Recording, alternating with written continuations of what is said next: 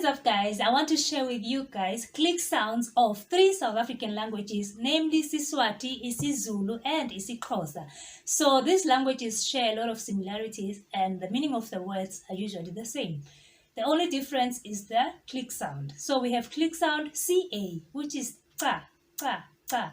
It's mostly used by the Swazi people. And then we have the click sound A, which is XA, mostly used by the Xhosa people. And then we have the click sound ka, ka, where you put your tongue on top of your mouth, and then it just goes up and down. Ka, ka, yeah?